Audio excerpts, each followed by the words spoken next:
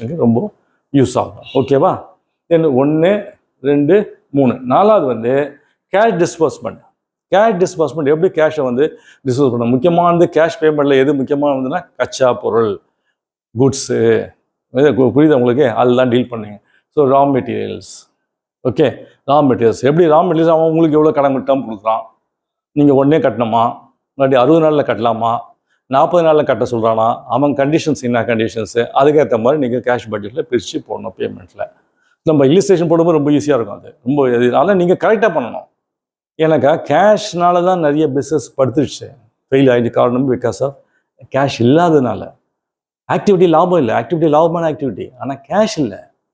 அதனாலேயே raw material முடங்கி போச்சு, அதனாலேயே பவர் வராது போயிடுச்சு, அதனாலே லேபர் வராது போயிடுச்சு. ஸோ முக்கியமானது cash. So raw materials. Next வந்து வேறு என்ன, இஎம்ஐ. இப்போ லோன் கட்டுங்க, இன்ட்ரெஸ்ட் எவ்வளோ கட்டுவீங்க, சர்வீஸ் பண்ணுவீங்க. ஓகே, அதே மாதிரி இஎம்ஐ எவ்வளோ லோன் வாங்கி, டேர்ம் லோன், பில்டிங் லோன் வாங்கியிருப்பீங்க, மெஷினரி லோன் வாங்கியிருப்பீங்க, எவ்வளோ கட்டணும், கேஷ் அவுட் ஃப்ளோ எவ்வளோ, கேஷ் எவ்வளோ வெளியில் போகுது, அதுக்கு நிர்ணயிக்கணும்.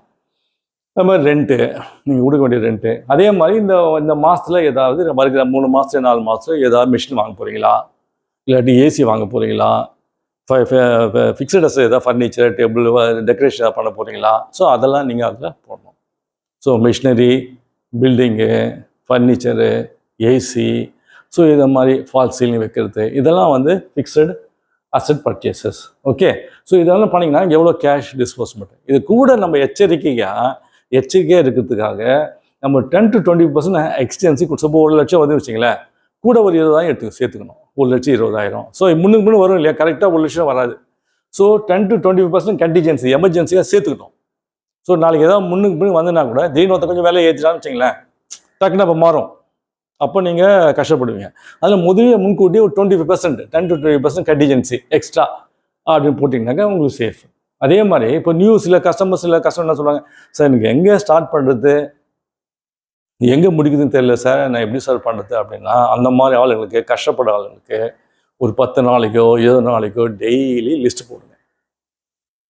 அதில் டெய்லி லிஸ்ட்டு எவ்வளோ டெய்லி ரெசிப்ட்டு, எவ்வளோ டெய்லி பேமெண்ட், 10 நாளைக்கு போடுங்க, இல்லை 15 நாளைக்கு போடுங்க, ஒரு சம் டைமுக்கு போடுங்க, சில நாளுக்கு, ஒரு மாதத்துக்குள்ளே போடுங்க.